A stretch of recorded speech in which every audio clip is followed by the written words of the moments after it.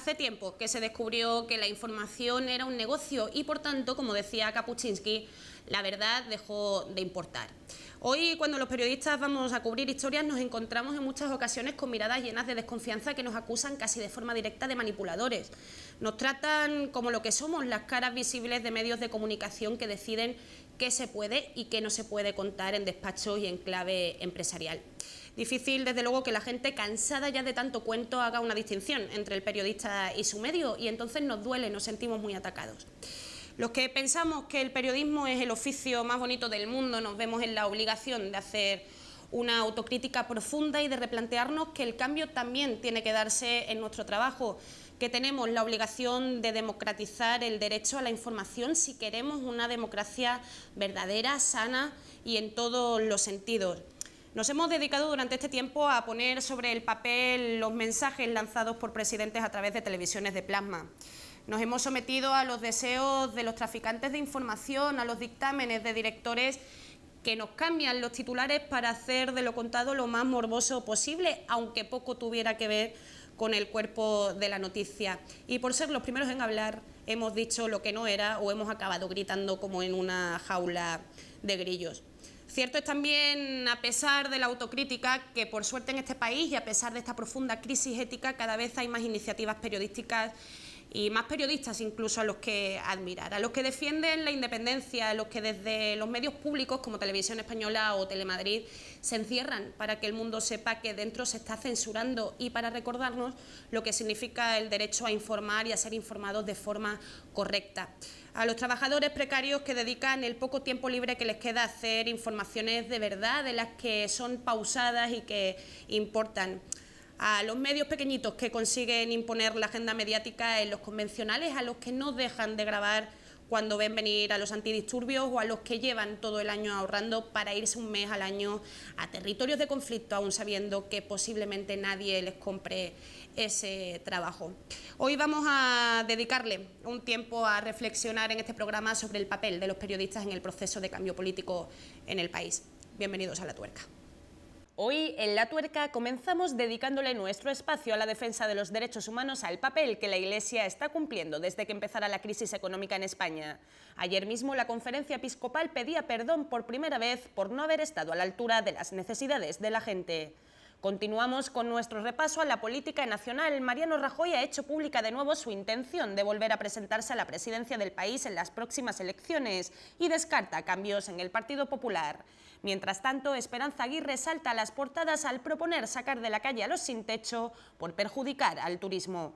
Haremos también una reflexión sobre el papel que los medios de comunicación y los periodistas pueden jugar en este proceso de cambio político en España y hablaremos sobre la salud informativa de los medios públicos como Radio Televisión Española. En la sección de internacional miraremos a Grecia para entender por qué Alexis Tsipras ha retirado de las negociaciones con la Unión Europea a Varoufakis y a Estados Unidos para entender la oleada de casos de brutalidad policial sobre afroamericanos.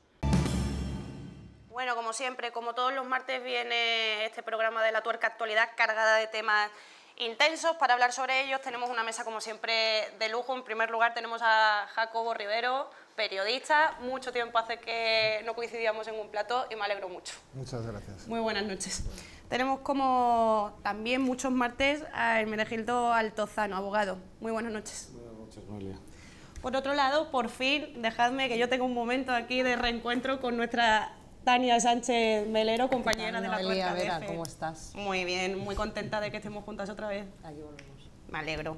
Tenemos también con nosotros a Juan Segovia, del PSOE. Muy buenas noches. Buenas noches. Un honor para mí, como periodista, habiendo hecho un monólogo sobre periodismo y medios de comunicación, tener a mi lado justo a Ramón Lobo, uno de los mejores periodistas que hay en este país. Muchas gracias por estar aquí. Muchas gracias. Y por último, no menos importante, tenemos con nosotros a Evaristo Villar, teólogo. Muy buenas noches. Buenas noches. Te hemos traído, Evaristo, porque, como decíamos en el sumario, por primera vez desde que comenzara la crisis económica en España, hablábamos que incluso desde hace más tiempo la Conferencia Episcopal parece que ha perdido perdón de alguna forma por no haber estado a la altura de la necesidad de la gente. Nosotros todos los martes empezamos este programa dedicándole un espacio a la defensa de los derechos humanos. Me parece importante también hablar del papel de la Iglesia en estos tiempos de crisis, y yo no sé qué lectura nos puede hacer si esta petición de disculpas por parte de la Conferencia Episcopal llega a tiempo o no, Evaristo. Está muy bien que hayan pedido perdón en un momento, aunque sea una frase muy breve, muy pequeña dentro de todo el texto, que es bastante largo. Y dicho entre paréntesis, es un texto que probablemente es de lo mejor que ha escrito la Conferencia Episcopal en las últimas décadas. Tiene sus limitaciones que si hay tiempo las vamos a señalar o las señalaré, pero vamos, que es un texto que de alguna manera rompe ese enorme silencio que ha mantenido la Conferencia Episcopal ante la situación de crisis que hemos padecido, que estamos padeciendo, ante la quiebra del estado de bienestar, ante los recortes, ante todo eso. Ha habido un clamoroso silencio por parte de la Conferencia Episcopal. Entonces, en este documento ha tenido la valentía, creo yo, y hay que saludarlo positivamente, el gesto al menos, también el texto en gran parte, de haber salido a la palestra diciendo lo que piensa. Y, por otra parte, el pedir perdón, aunque sea con la boca pequeña, porque es una frase muy elemental y muy breve, ¿no? Por aquellas ocasiones en que no hemos respondido al clamor de los desfavorecidos y tal, pero en aquellas ocasiones se acabó, ¿no? Bueno, pues yo creo que ha habido momentos en que sí se podía haber pedido perdón, pero con mayor espacio, ¿verdad? Y con mayor intensidad. Y con una actuación consecuente después, me imagino, también. Evidentemente, sí. Yo creo que hay actuaciones que la Iglesia es muy plural, muy diversa, y yo creo que esto lo entiende todo el mundo y no nos puede extrañar, ¿no? Hay gente que está en la Cañada Real, hay gente que está en Lavapiés, y hay gente que está con los top manta, y hay gente que está realmente metida entre los pobres y trabajando con los pobres, ¿no? Y yo eso los conozco porque estoy en parte con ellos. Pero también hay mucha gente que no está ahí, ¿verdad? Y que eso de los pobres, pues un poco como ha dicho la lideresa o la Esperanza Aguirre, ¿no? Diciendo que lo mejor que podemos hacer es quitarlos de las calles de Madrid, porque eso afea las cosas, ¿verdad? Entonces, de los pobres, pues poca conversación y paso ligero, ¿verdad? Podríamos decir, ¿no? Entonces también eso existe, por desgracia, existe en la Iglesia, ¿no? Evaristo, hay muchas cosas que podemos desgranar de ese comunicado, muchas cosas que nos llaman la atención porque no las hemos visto nunca. Una de ellas, por empezar por algún lado, es ese distanciamiento con las políticas de recortes del Partido Popular que se llevan aplicando desde que llegaran al poder y que es la primera vez que realmente se pronuncian contra ellas, por lo menos de una forma subjetiva, ¿no? Sí, yo creo que eso es evidente. Leyendo el documento despacio, uno se da cuenta de que todo lo que el presidente del gobierno está presentando como los grandes logros de la política económica de este gobierno se deshacen aquí en este documento, es decir, todo es un fracaso, ¿no? Es una equivocación, es decir, que estamos llevando una ruta que no es la del sentido común, sino la del sentido particular de algunos señores que no se acaban de enterar de que el pueblo va por otra parte y que esa política que están llevando no llega al pueblo, ¿no? En este sentido, yo creo que el documento en la política económica evidentemente se desmarca de la política del actual gobierno. Y luego tiene una inmersión fortísima, muy fuerte, en la corrupción, ¿verdad? Es decir, que la corrupción, aunque no lo dice todo, dice, por ejemplo, dice el documento que quiebra la solidaridad. Bueno, yo diría que más al fondo todavía, lo que quiebra es la justicia y lo que quiebra es la dignidad del ser humano y que quiebra es toda otra serie de cosas, ¿verdad? También eso, pero se mete muy duramente con la corrupción. Lo cual es importante, que en un momento en que parecía que todo esto, que la Conferencia Episcopal, los obispos estaban callados ante esto que estaba escandalizando a la inmensa mayoría de los ciudadanos y ciudadanas, que estaba indignando al pueblo, pues resulta que ellos estaban tan tranquilamente calladitos, ¿no? Alguno particularmente ha dicho algo, pero digamos que como corporación no han dicho nada, ¿no? Y en este documento se dice, lo cual es digamos, un distanciamiento bastante fuerte de lo que puede ser la política del actual gobierno, de la política de derechas, lo cual no quiere decir que realmente se esté apostando por una política de izquierdas. Eso habría que verlo. Eso lo podemos debatir ahora, porque yo creo que le acabas de dar la clave aquí al resto de invitados. Yo tengo algunas críticas también que hacer al documento, pero bueno, sí, tú dirás. Me interesa también saber, porque como tú bien decías, hay que hacer una distinción entre la parte de la Iglesia que tiene una vocación de servicio evidentemente hay que hacerla, y las que no lo tienen. Claro, las personas que nos están ahora mismo transmitiendo este mensaje no han demostrado quizás, y por eso piden perdón también, esa empatía o esa vocación de servicio público. Lo vemos tales como, bueno, escuchamos hablar ahora de austeridad y tal, pero bueno, estamos viendo también los pisos magistrales y majestuosos con vistas a la Catedral de la Almudena, ¿no? Entonces, por eso te quería preguntar si ahora es suficiente, que te quiero decir, si ahora podemos empatizar con ese mensaje que nos están transmitiendo, o llega un poco tarde, pero en ese sentido, ¿eh? Mira, yo creo que nunca es tarde si la dicha es buena, se suele decir. Y a mí me parece que es importante que tomen esta postura, porque en definitiva se está levantando la voz y la cabeza algún grupito dentro de los obispos, que no todos son iguales dentro desde el mismo cuerpo episcopal, pues hay algunos que han querido y han intentado ser de otra manera, pero es que da la impresión de que con el apoyo que están teniendo actualmente con el Papa Francisco, pues que este grupo ha dicho es el momento de hablar, ¿no? Y este grupo se está llevando en este tema en concreto de la política socioeconómica, está pues marcando un poco veo yo a través del documento, ¿no? En este sentido, ¿vale la pena lanzarse en una crítica denodada contra el documento? Pues yo diría que no lo sé, pero a lo mejor habría que esperar más, como yo personalmente esperaba más cosas.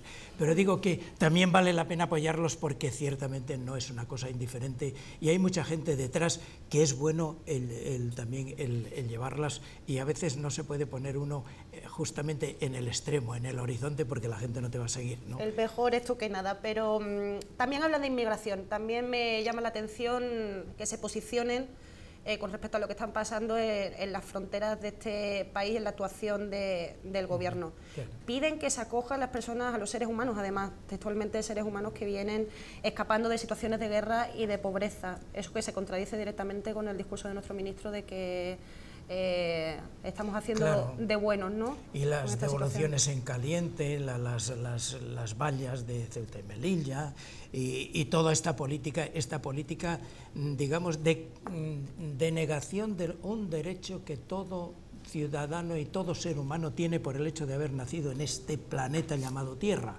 Es decir, que emigrar es un derecho para toda persona, viva donde viva.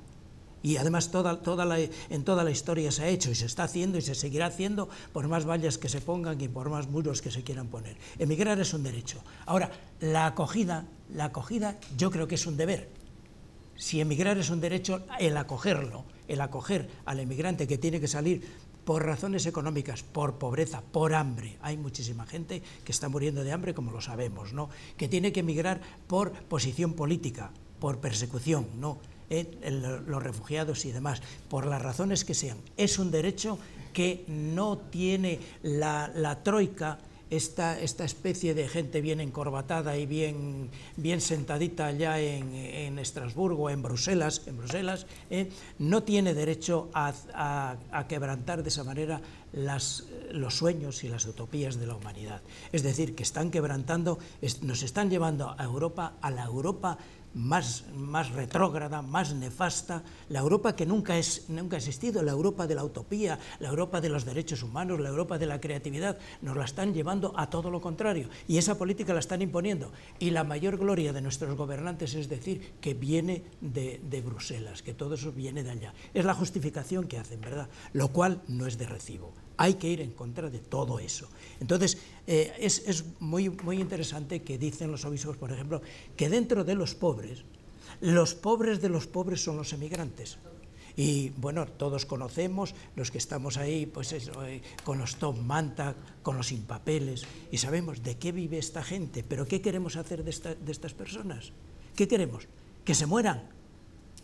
Vamos a ver, es que no le damos ninguna opción de vida, ni les damos papeles, ni les damos trabajo, les perseguimos en las calles, les llevamos al CIE, les llevamos... ¿Qué queremos hacer con esta gente? Tienen derecho a venir, tienen derecho a emigrar. Otra cosa es que, hombre, todas las sociedades también tienen el derecho de organizar esa emigración, pero hay que organizarla humanamente, no a lo bestia y brutalmente como se está haciendo.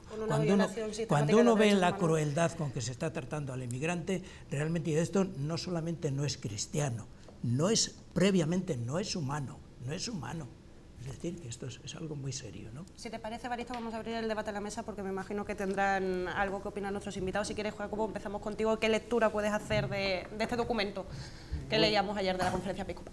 Bueno, un documento interesante, un primer paso, ¿no?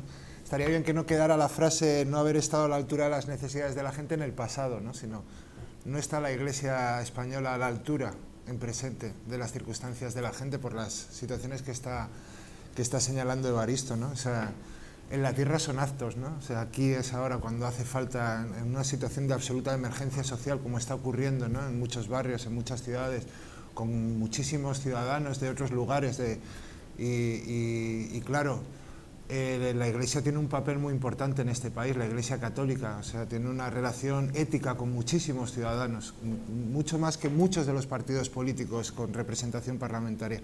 Que no haya estado a la altura es algo casi evidente, que no esté a la altura ahora mismo, mañana mismo, es algo casi imperdonable, en mi opinión. Sí, mira, yo he leído el documento, no con el detenimiento que me hubiera gustado, sí, pero sí lo suficiente para ver cuáles son los componentes fundamentales. Se trata efectivamente de una instrucción pastoral, es decir, una instrucción que dirige la Conferencia Episcopal pues, a los sacerdotes y a las personas que tienen esa responsabilidad pastoral sobre cuál es el tratamiento de la pobreza. Yo no estoy de acuerdo con la petición de perdón por una razón, que es igual que ocurría en la novela famosa de Morris West, El abogado del diablo, cuando el que tiene que encargarse de dar su visto bueno final en el proceso de canonización todavía alberga dudas y dice, bueno, pero por la estela que ha dejado, por sus obras, me inclino a su favor. Según datos auditados de 2013, Cáritas atendió en España a 2 millones de personas. Tiene 71.000 voluntarios. Eso sin excluir los institutos de vida consagrada que también realizan una labor asistencial o Manos Unidas que realizan una labor asistencial. Si no hubiera sido por esa red capilar de la Iglesia Católica de carácter asistencial, los efectos de la crisis hubieran sido muchísimo más lacerantes para muchas personas que están en situación de pobreza. Otro elemento, y esto conecta con la inmigración y conecta sobre todo con la labor en países emisores de emigrantes. Muchos corresponsales de guerra, y estoy convencido que Ramón Lobo lo podrá corroborar, dicen que cuando estallan conflictos en África o en zonas de dificultad, cuando las ONGs han abandonado sus cuarteles, quienes permanecen son los religiosos. Es decir, los religiosos son los que no abandonan esa labor asistencial y eso es Iglesia Católica. Vivir en esa esquizofrenia y pensar que la Iglesia es una superestructura representada por obispos y hacer dejación o hacer olvido de lo que verdaderamente es Iglesia, que es un cuerpo místico compuesto por todos los católicos, pues obviamente me parece que es hacer una caricatura. Tania. Bueno, hay que partir de lo que es esto. Esto es una instrucción pastoral. Y una instrucción pastoral entiendo que es una orientación que se da desde arriba hacia abajo de la actuación de la Iglesia.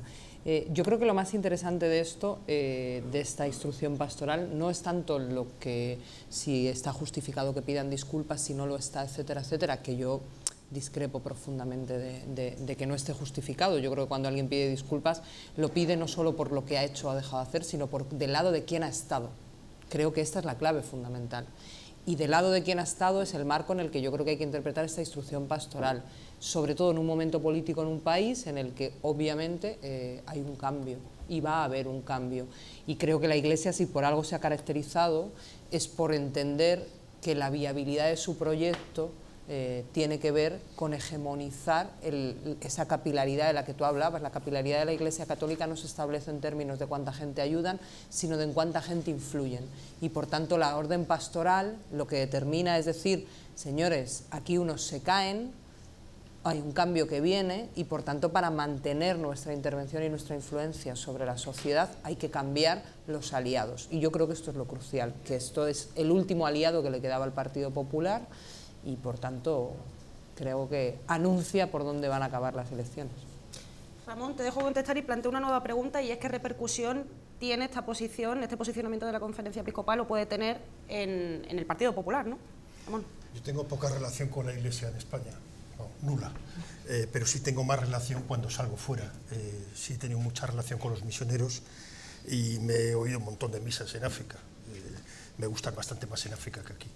Y me gusta la actitud de los misioneros en África. Por lo general siempre hay excepciones, pero por lo general he encontrado grandes amigos que luego se han salido de curas, como Chema Caballero, que trabajó muchos años en Sierra Leona con los niños soldados, los menores soldados. Ahí lo que funciona es la misericordia, que es algo que ha faltado siempre en la Iglesia. Aquí se lo pregunté un día a Rocco, que lo tuve al lado en una comida con los periodistas europeos, y le dije, ¿dónde está la misericordia?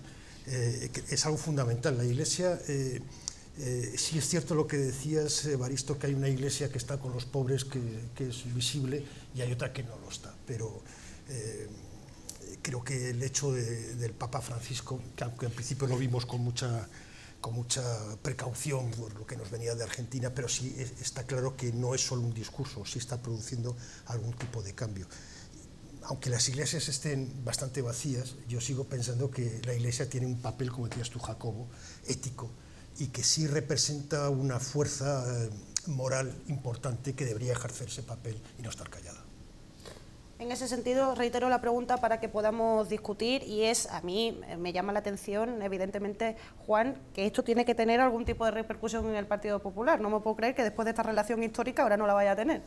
No lo sé, es cierto que cuando se habla de la Iglesia se habla lógicamente de algo muy amplio, alguno lo comentabais, entiendo que esta petición de perdón es la petición que hace la propia jerarquía de la Iglesia Católica. Nadie va a pedir perdón en nombre de los miles de religiosos que efectivamente hacen un magnífico papel tanto en España como fuera de España. Es una petición de perdón por parte de una jerarquía que es verdad que ha estado más convertida en un lobby de poder y de apoyo a la derecha en España y en tantos otros sitios que en lo que entiendo que era el mensaje inicial del Evangelio. Yo no tengo fe y por tanto no es mi mundo, pero creo que la distorsión entre los inicios y en lo que se ha convertido la jerarquía de la Iglesia Católica es enorme. De ahí viene el perdón. Es verdad que la Iglesia lo tiene siempre fácil con esto del perdón, ¿no? Uno hace lo que haga, pide perdón, borrón y cuenta nueva y se acabaron los problemas. En cualquier caso, bienvenida sea la jerarquía de la Iglesia Católica si por fin se pone del lado de quienes están luchando por la dignidad de los demás en vez de del lado de quienes durante años han utilizado la fe y a la Iglesia como ariete contra los avances sociales, contra las libertades o contra los derechos civiles, que es desgraciadamente en lo que la Iglesia, la jerarquía de la Iglesia, ha estado convertida mucho tiempo. Evaristo, ¿algo tendrás que decir de todas estas opiniones? Yo creo que está todo, cada cual ha aportado un elemento que son verdaderos cada uno, pero en el conjunto habría que decir que el gran problema de los obispos cuando hablan, o de este país, o de la cultura de este país, es que cuando hablan los obispos habla la Iglesia. Y cuando hablamos los que estamos en comunidades cristianas populares, que curiosamente es una de las cosas que aquí no se cita, se habla de la Iglesia como comunidad, que es un ente, porque una parroquia es muy difícil que sea una comunidad. Bueno, se habla de eso.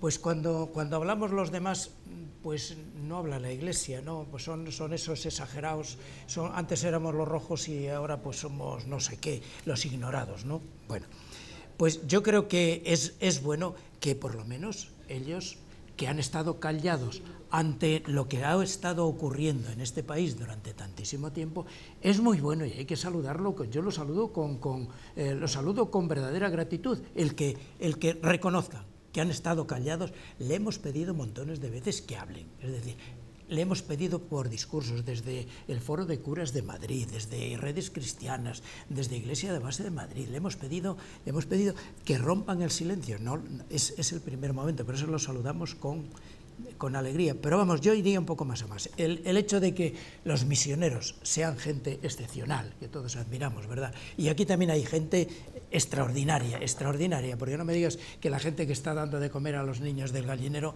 que los lleva al colegio y tal, no es gente extraordinaria. Bueno, pero digamos, vamos a otro tema. Yo creo que una de las cosas que tiene este documento, para situarlo un poquito, a mí me parece que es un documento que quiere estar en la línea del Papa Francisco, pero que no llega a la línea que traza el Papa Francisco. Yo creo que le cuesta, ¿no? Sería como muy impostado de que se acueste de una manera y se levante de golpe con el Papa Francisco tatuado en él, ¿no? Tania, si leyendo el documento tú te das cuenta de que se sigue citando todavía a Juan Pablo II, a Benedicto XVI, y de vez en cuando se traen unas frases que están bastante bien escogidas, de la Evangelii Gaudium del Papa Francisco, que es una alegría, realmente es una exhortación preciosa, ¿no? Donde te invita a la alegría, te invita a la creatividad, te invita a la misericordia, te invita a la revolución, habla de la revolución de la ternura, habla del no al capitalismo, pero de una manera abierta, y es ahí donde yo creo que este documento no llega. Es decir, que no se cuestiona para nada el sistema. Lo que se dice es vamos a hacer bien lo que dentro del sistema en que estamos, hombre, vamos a no ser corruptos, vamos a no ser crueles con los inmigrantes, vamos a no dejar morir de hambre a los pobres en las calles, vamos a que no nos los echen de las casas a los desahuciados, vamos a hacer bien las cosas, pero dentro del sistema en el que estamos. Pero es que hay sistemas que el Papa dice que es un sistema cruel, y es un sistema que mata. Y esto no lo dice este documento. En este sentido yo creo que tiene que aprender bastante el documento todavía de dónde va el Papa Francisco. Mira, el documento uno puede estar en acuerdo o en desacuerdo con la doctrina social de la Iglesia. Yo particularmente no estoy 100% de acuerdo, pero es que es normal que cite a Juan Pablo II y a Benedicto XVI, porque la doctrina social de la Iglesia se ha nutrido en gran medida con las aportaciones de la Centesimus Annus, de la Solicitudo Rei Sociales, de la Laborem Exercens, por citar 3 de las encíclicas publicadas en vida de Juan Pablo II. También, obviamente, es lógico hacer referencia a la Rerum Novarum de León XIII, que es donde tiene su origen la doctrina social de la Iglesia. Pero hay un elemento que yo creo que es tratar o caer en la falacia de la composición, que es tomar la parte por el todo. Es decir, la Iglesia Católica no tiene un mensaje político, es decir, yo no sé por qué decís que se alinea con un partido político determinado, como si en Italia se hubiera alineado con la democracia cristiana tradicionalmente. Es decir, hay muchísimos católicos en España que tienen opciones políticas completamente distintas y que no coinciden con el Partido Popular. Por lo menos en mi caso, aunque sea un católico minusválido y con todas aquella definición de la fe de creer en lo que no se ve a pesar de lo que se ve, te aseguro que mi opción política no es el Partido Popular. Hombre, decir que la Iglesia, si entendemos la Iglesia como el Vaticano, no como las comunidades, pero la Iglesia como el epicentro, no tiene línea política. Todos nos acordaremos de esa famosa visita de Juan Pablo II a Nicaragua, ¿no? Y esa bronca al pie del avión a Ernesto Cardenal, entonces ministro de Cultura, ¿no? Que luego hizo aquella célebre frase tras la derrota de los sandinistas de somos soldados derrotados de una causa invencible que es la causa de la humanidad, ¿no? Que para mí resume muy bien la debacle sandinista, pero también su propia postura hacia la teología, ¿no? Y yo creo que la Iglesia, precisamente con Juan Pablo II, fue una especie de ariete con sus cosas buenas, sus cosas malas, ¿no? Que habría que hablar también de lo que ocurrió en Polonia y de cómo surge también la referencia de Juan Pablo II en relación a lo que había al otro lado del telón de acero, que no hago una enmienda a todo, pero es evidente que el Partido Popular está más cómodo en esa línea, ¿no? En esa línea de una Iglesia que de alguna forma condena el compromiso con los pobres y que no se pone de parte. Ahora lo comentaba antes de entrar, Revista 21, que es una revista cristiana, saca un monográfico de Yacuría, las muertes de los jesuitas en El Salvador, el olvido, Óscar Romero en El Salvador, una sensación de absoluto desapego con el Vaticano, ¿no? Y yo creo que la Iglesia Católica, en referencia a esta estructura, y aquí la Conferencia Episcopal Española sí que ha estado en esa línea política, sí que ha hecho política.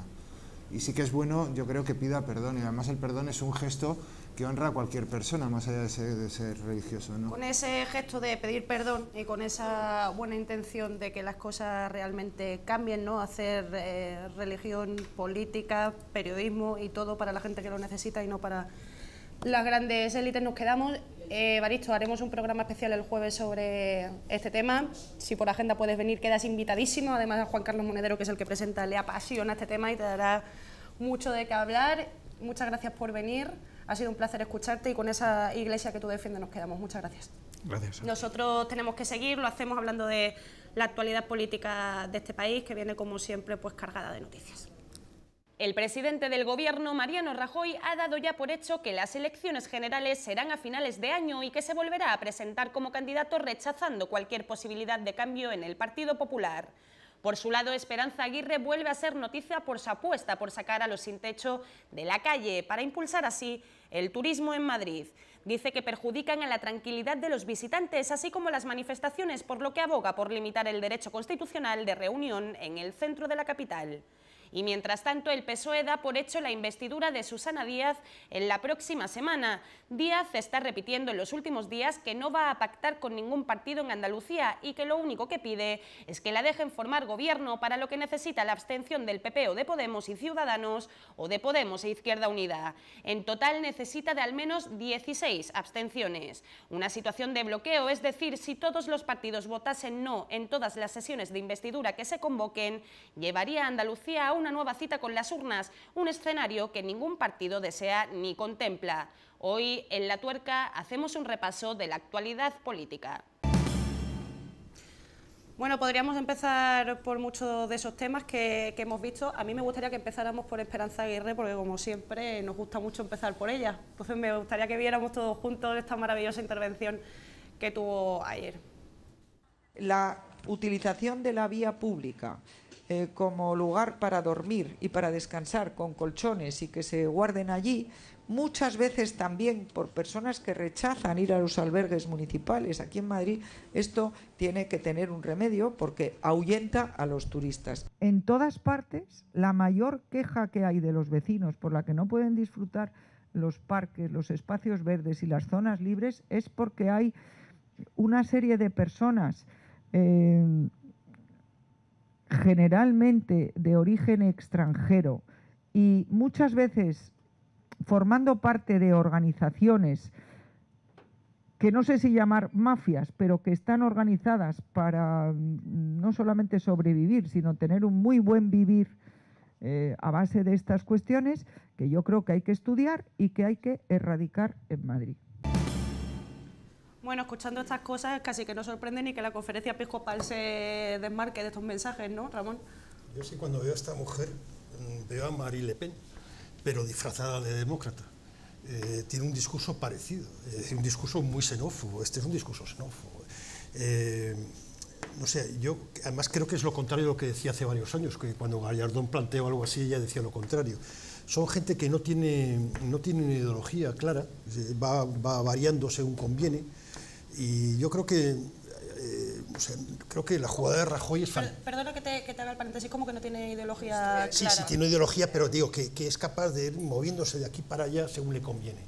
Ella tiene una ideología muy clara que no confiesa, que no creo que esté tan lejos del Frente Nacional en muchas cosas, pero sí ella va moviéndose de las caretas para ocultarse. Y creo que Rajoy ha hecho una jugada magistral con Esperanza Aguirre, porque si Rajoy no pone a Esperanza Aguirre al frente de la candidatura del Partido Popular y el Partido Popular pierde a Rajoy. De esta forma, si gana Rajoy, y si pierde se quita a Esperanza Aguirre del medio ya para siempre. Esto es lo que yo llamo una jugada win-win. Pase lo que pase, Rajoy gana. Sí, es una jugada esto muy es correcto. De todas maneras, bueno, yo lo de que no tiene ideología Esperanza Aguirre, todo lo contrario. O sea, yo creo que Esperanza Aguirre, si algo es alguien que ha tenido claro siempre una defensa ideológica, un posicionamiento ideológico. Es verdad que yo no creo que vaya tanto por Marine Le Pen como por un modelo que es inviable, ¿no? Que es un falso liberalismo que al final acaba donde acaba. ¿Cuál es el problema, en mi opinión, que tiene Esperanza Aguirre en este momento? Y es que ha cambiado el marco donde uno puede explicarle cosas a la gente y que la gente se movilice en torno a ellas. Y no se han enterado. Es que toda la sensación es decir, claro, cuando Gallardón decía cosas sobre los mendigos, la ciudad de Madrid, la suciedad, la pobreza, la miseria, operaba en la gente. Y la gente decía, fíjate este señor, que a la vez que dice que va a casar maricas, cuando todos los del PP dicen que no, está muy preocupado por nuestra seguridad, por nuestra estabilidad. Claro, en estas alturas de este momento decir que esa gente que duerme en las calles con colchones, como si fuese una opción personal, dormir en las calles con colchones en Madrid, o sea, como si la gente saliese a la calle, claro, es un escándalo y ella ni siquiera está entendiendo que está generando un escándalo. Yo creo que Esperanza Aguirre ha sido una maestra durante muchos años de enmarcar en torno a las necesidades de la gente, identificarlas bien y tapar, en esto sí, tapar sus verdaderos intereses, que son de parte y de minoría económica en favor propio y no de la mayoría, ¿no? Y de taparlo y de hacer creer a las mayorías sociales que las radiales, la liberalización de Caja Madrid, los hospitales privados, etcétera, etcétera, que todo eso lo hacía en beneficio de la mayoría y no la realidad, que era en beneficio de sus amigos los constructores, y ya no le funciona porque ha dejado de entender lo que le está pasando a la sociedad madrileña, y obviamente esto es una grandísima noticia porque significa que avanzará mucho más el cambio y que esa señora dejará de torturarnos como madrileños y madrileñas, que yo no me lo puedo imaginar. Parecía que intentaba empatizar con la sociedad con esa maravillosa foto abrazando a una señora negra, ¿no? Para que 2 días después venga con este mensaje. Yo no sé quién la asesora, Juan. Yo es que creo que Esperanza Aguirre es absolutamente homologable a la extrema derecha europea. La extrema derecha es eso, Marine Le Pen es eso, solo que Marine Le Pen no lo oculta y casi lo prefiero. Casi preferiría que en vez de contarnos por las mañanas lo liberal que es, para por las tardes acabar convertida en una extrema derecha que de liberal no tiene nada, porque por no permitir a la gente no le permite ni siquiera en última instancia dormir en la calle, en vez de tener que ir, si es que hubiera plazas que tampoco las hay, a un no sé, como un albergue, ¿no?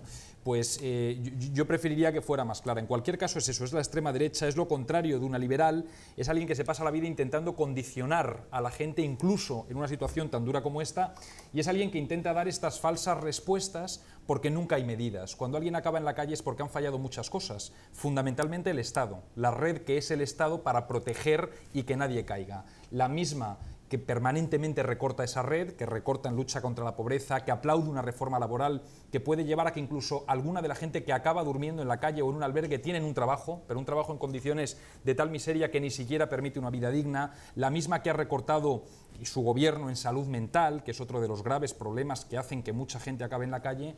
Ahora lo que nos cuenta es que esa gente durmiendo en la calle supone un problema para los turistas. Venga, hombre, por favor, me parece tan indigno y tan indignante que sinceramente creo que poca mención caben a esas palabras. No solamente la inmigración y la gente que no tiene hogar, sino también la manifestación, y con eso lo que propone es limitar el derecho a reunión en el centro de Madrid, que es más grave incluso. Hermenegildo, ¿cómo lo ves? Mira, yo creo que son dos cosas completamente distintas. El derecho de reunión es un derecho reconocido constitucionalmente, que tiene su regulación y que además la delegación del Gobierno, que es la que tiene que otorgar los permisos, pues sus decisiones son residenciables ante la jurisdicción contenciosa administrativa, que en no pocas ocasiones ha fallado en contra de las decisiones de la Administración, igual que en no pocas ocasiones la Administración ha reconocido ese derecho. Yo creo que en el mensaje de Esperanza Aguirre hay dos partes, ¿no? Evidentemente, yo creo que nadie en sus cabales puede decir que haya alguien a quien le guste dormir en la calle. Yo creo que sería absurdo, salvo a lo mejor algún pirao, ¿no? Dice, bueno, pues es que a este le gusta dormir en los parques, pues... Pero con carácter general, efectivamente, no es una opción. Es decir, el que duerme en la calle es porque posiblemente no tenga otra alternativa. Eso hay que compadecerlo con el derecho que tienen las personas que no son responsables de la situación, porque ya llega el chantaje moral de hacer a los demás responsables de la situación de esas personas, por ejemplo, que ocupen un portal de una casa o que orinen en la puerta de la casa, etc. Y luego hay otro elemento que es una realidad que hay en Madrid, que es una realidad lacerante, que consiste en la explotación sistemática de seres humanos por parte de bandas que se dedican a la mendicidad, que los conoce la policía, que los conoce los responsables de orden público y que los conoce todo el mundo. Entonces, mezclar las dos cosas es donde se produce el cóctel explosivo. Y a mí me parece que luchar contra la explotación infantil en temas de mendicidad o luchar contra la explotación de tullidos a los que ponen a pedir y luego los recogen en furgonetas, que los ha podido ver cualquiera en la calle, mezclarlo con un sin techo que tiene que dormir con un colchón tirado en la calle, pues yo creo que eso es una mezcla que no se debe realizar. Mira, si uno quiere luchar contra la explotación de, como dices, de niños, de mendigos, de tal, es sencillo. Normalmente esto tiene un mecanismo sencillo, que es que intervenga el Estado sobre los problemas sociales que generan esa situación y la policía sobre los que incumplen las reglas y abusan de esa situación. Claro, cuando el Partido Popular es el responsable de recortar absolutamente todos los servicios públicos que tienen que ver con la intervención social para evitar situaciones de estos, por ejemplo, buena parte de las personas que acaban habitando en la calle o que acaban durmiendo en la calle probablemente tengan problemas de drogodependencia y de pobreza vinculada a eso. Claro, se han cerrado todos los centros, todos. Se han cerrado Barranquillas, se han cerrado las comunidades terapéuticas, se han reducido las plazas de pisos tutelados, pero esto con la atención a drogodependientes, que es una, no hablemos de la situación de los que tienen problemas mentales, que es otra de las poblaciones que alimenta a la gente que duerme. Por no hablar del conjunto de las intervenciones en menores y en servicios sociales, donde, claro, si tú desmantelas la prevención, la intervención, la detención, pues obviamente lo único que te queda es mandar policías a detener gente, tengan 12 años o tengan 20, sean explotados o sean explotadores. No tiene ningún sentido y es... o sea, a mí me enfada que Esperanza Aguirre diga ahora que le preocupa mucho y que además le preocupa, ojo, porque esto retrae el turismo, que dices, hombre, a mí me preocupa porque una sociedad que deja a las personas más débiles de su sociedad en la calle, a mí me parece que es una sociedad indigna. Además se recupera argumentario, ¿no? Hace unos años os acordaréis, o sea, por los varios elementos que se han puesto encima de la mesa, pero con el tema de las manifestaciones, os acordaréis de los manifestódromos que se iban a construir. Ahora Esperanza Aguirre saca el tema de, bueno, pues de los indigentes de origen extranjero con organizaciones que no sé si llamar mafia, se introduce el miedo, ¿no? Entonces, claro, es otra vez esta desazón absoluta porque no se habla de la ciudad, no se habla, lo que comentaba Tania, de los recortes sociales, no se habla de que vivimos en una ciudad en la que se desaparecieron los baños públicos, como existen en otras ciudades del mundo, desaparecieron las fuentes de agua, o sea, lo mínimo imprescindible para que un ser humano sobreviva si transita por una ciudad andando, ¿no? Eso desapareció, ya si quieres orinar tienes que ir a un bar, si quieres beber agua te compras agua embotellada, si te quieres sentar en un banco no hay banco, las plazas son lugares de paso. Y volvemos pues a una campaña nefasta, una campaña en la que se sacan dos temas, que es el miedo a las mafias, relacionada con los indigentes y que eso asusta a los turistas. Y las manifestaciones, cuando estamos viviendo en una ciudad que yo creo que merece la pena apostar por una propuesta, no por agitar miedos y fantasmas que además, como decía Ramón, son absolutamente racistas, son impropios del siglo XXI, generan conflicto social, porque ahora, claro, mucha gente, o sea, mi abuelita, pues piensa que ese señor que duerme en su portal le pertenece a una mafia que no sabe muy bien el tullido que se ha encontrado en el metro, si es tullido de verdad o es tullido de mentira, y ya estamos en una paranoia en que construimos un manifestódromo y aquí vivimos ya... Es de todas formas una ciudad cedida al negocio, en la que uno no puede andar por una calle sin atravesar 700 terrazas, ¿verdad? Y cuando llega el invierno se cubren y se ponen calefacciones para que no haga falta quitarlas. Ahora, eso sí, como la policía te pille bebiendo una cerveza con una lata, entonces te pueden detener y poner una multa. Es una ciudad donde se prohíbe, como decías tú, cualquier manifestación, donde no hay un baño, donde no hay un banco, donde solamente puedes hacer vida si es con dinero, en una terraza y pudiendo pasar al baño del bar. Para todos los demás no hay sitio, incluso en el extremo más doloroso, que es el del que no tiene otro sitio, porque lo que tiene es la calle, porque todo esto de lo que hablamos le ha dejado sin otro sitio. Ramón y Hermenegildo. A mí me parece preocupante, hoy escuchando, por ejemplo, distintos medios, es cómo se presenta esta información. Se presenta desnuda, dice esto y ya está. Y falta el contexto. Esta señora dice esto dentro de lo que estamos hablando, de un recorte general de los derechos, de las asistencias y demás. El otro día dijo que venía no sé quién de Londres como número 2. Era mentira. Pues hay una parte también que yo la veo un poco así, un poco perdiendo la cabecita, ¿no? Sí, afortunadamente. Además yo creo que tiene otra ventaja. Tiene otra ventaja y es que va a tapar a Cristina Cifuentes, que parece algo más liberal que ella. Con lo cual no se va a poder ver bien la campaña de Cristina Cifuentes y se va a ver solo esta. A mí es una persona, yo antes me he equivocado en lo de la ideología, me refería que sí la tiene, pero que tiene caretas con las que se va ocultando. A mí me han contado cosas de una comida con periodistas en Petit Comité que no puedo contar, que da miedo las cosas que dice, ¿no? Públicamente hoy, por ejemplo, en Twitter ha puesto un mensaje diciendo que le parecía una vergüenza que no se hiciera la dación en pago. La PA ha respondido y ha dicho que, bueno, que eso lo llevan proponiendo durante todos estos años. Sí, pero este tema, yo había pedido la palabra, él voy a ser respetuosa, pero este tema a mí me, o sea, quiero, vamos, de explicarlo. Es que es un tema complicado, Hermenegildo. Si lo quieres abarcar también en tu respuesta, bienvenida sea. Mira, yo lo primero es, respecto a lo que ha dicho Juan, a mí me parece excelente que Madrid sea un lugar donde hay muchísimos negocios y donde se atraigan a muchísimos visitantes extranjeros. A mí me encantaría que Madrid tuviera el mismo número de visitantes que Londres, París, Berlín o incluso Ámsterdam, y que tuviera la misma vida económica, porque eso significa generación de empleo, significa generación de riqueza y significa menos riesgo de exclusión, porque la riqueza extenderá su efecto benéfico sobre más personas. Yo lo de la dación en pago, mira, la dación en pago es como toda decisión que afecta a la vida económica, tiene las consecuencias no queridas de las decisiones tomadas. La dación en pago se ha aceptado siempre, es decir, tú tienes la posibilidad de pactar con un banco un préstamo con garantía hipotecaria, lo que se llama una hipoteca de máximo, en la que únicamente responde el bien por tu deuda hipotecaria. Eso sí, tienes que saber que el importe que te van a prestar es mucho menor, que la valoración que van a hacer del inmueble es mucho menor y, por tanto, tienes el riesgo de que tú no puedas acceder con tus niveles de ingresos a la vivienda en propiedad que apetecerías. ¿Por qué me van a limitar mi libertad para que yo pueda decidir tener una responsabilidad patrimonial universal, acceder a un préstamo mucho más barato que lo que supondría una dación en pago y, en cambio, poder acceder a una vivienda en propiedad que no podría acceder si llegamos a una solución de hipoteca de máximo? Esa es mi pregunta. Es decir, a mí como opción me parece estupendo, pero hacerlo obligatorio lo que estás haciendo es restringirle a muchísimos españoles la posibilidad de acceder a una vivienda en propiedad. Tania.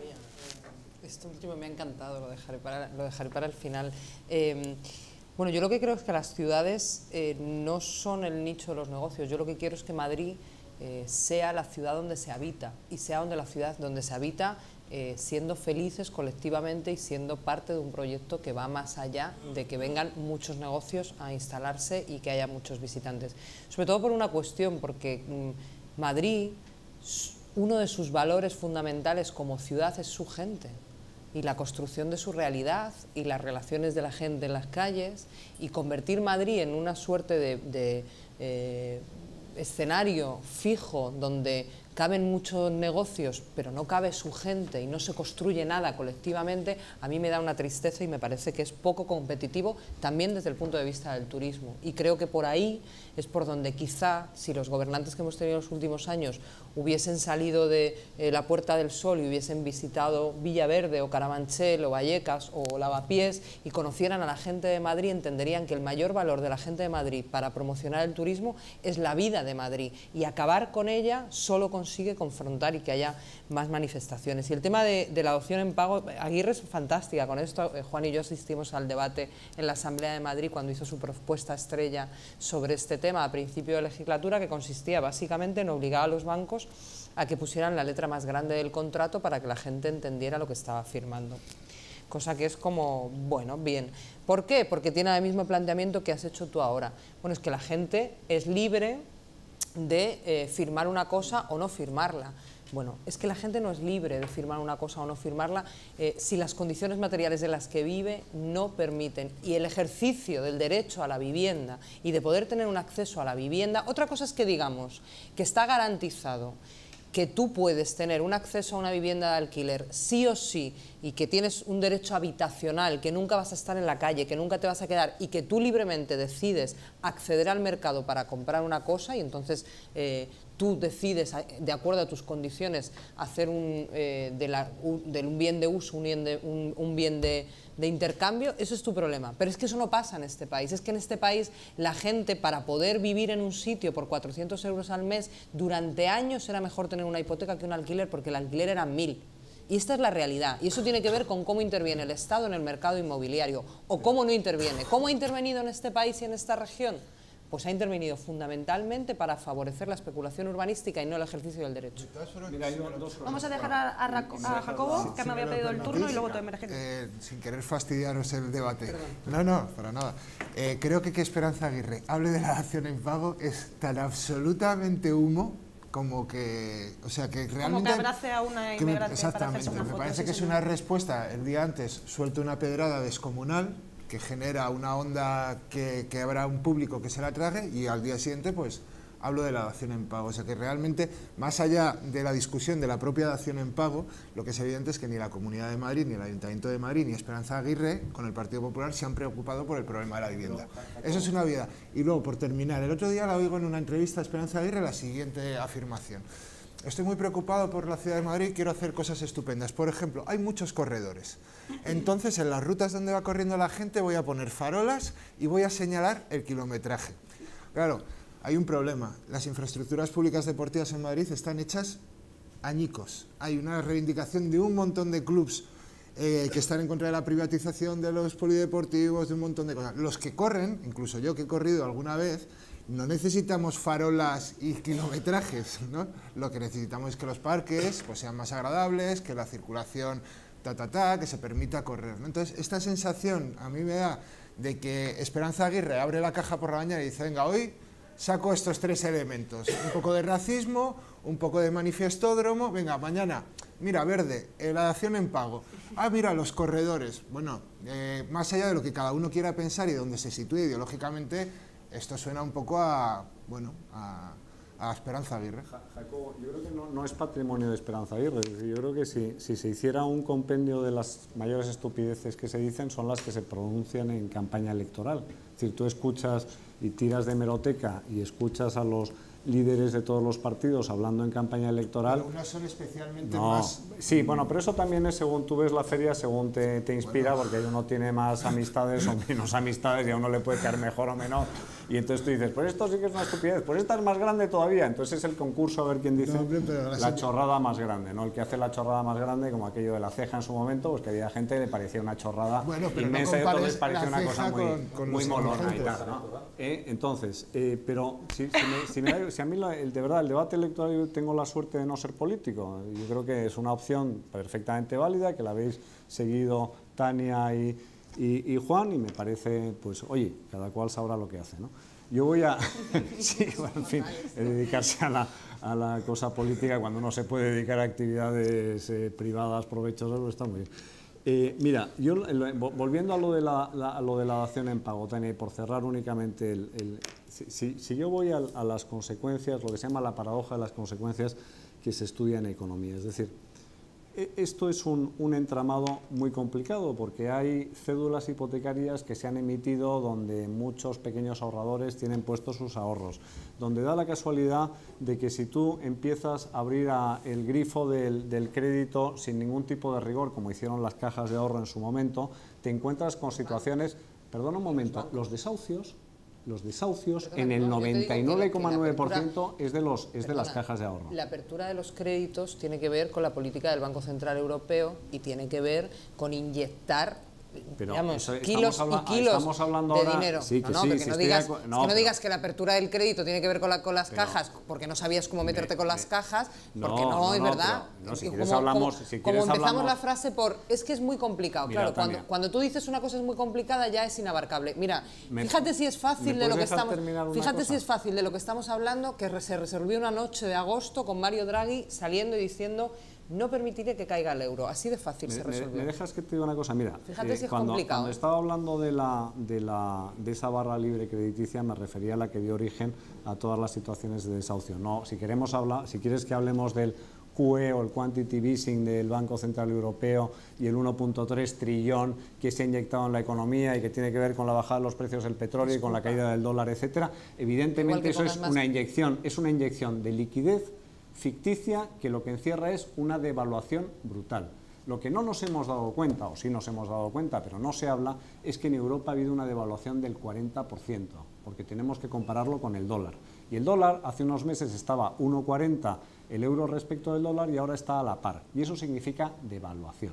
¿Y para qué sirven las devaluaciones? Sirven para dos cosas. Cuando empezó el problema ahora está la devaluación. O sea que igual la política de austeridad no opera, ¿no? Bueno, es que la política de austeridad, perdona, es que yo no sé dónde está la política de austeridad cuando tenemos una deuda pública y un déficit en España disparado. Si es que está muy por encima de cómo lo dejó Rodríguez Zapatero. Pues si tenemos el déficit disparado y no hacen más que reducir el gasto público... ¿Cómo que lo han reducido? Si es que no se ha reducido, es que esa es la falacia, es que no hay reducción de gasto público.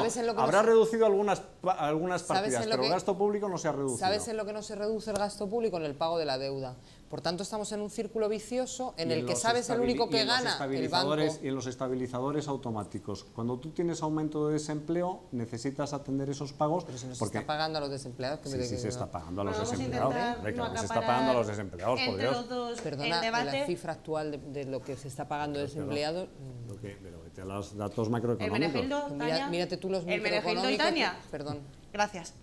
Vamos a seguir, que tenemos muchas cosas de las que hablar, tenemos que pasar de tema, y este es el siguiente sobre el papel de los periodistas y los medios de comunicación en el proceso, en la posibilidad de cambio que se plantea. El Consejo de Informativos de Radio Televisión Española ha pedido la destitución de su director en Cataluña, así como la de los responsables de informativos del centro de Sant Cugat por considerarles autores de un acto de censura que contraviene las normas deontológicas del Estatuto de Información de Radio Televisión Española. No solo en Cataluña, el Consejo lleva meses denunciando la utilización partidista y progubernamental de los informativos que están sufriendo desde que el Partido Popular llegara al poder. Hoy, en La Tuerca, hablamos de la salud de los medios de comunicación públicos y reflexionamos sobre el papel que los periodistas pueden cumplir en el proceso de cambio político en España.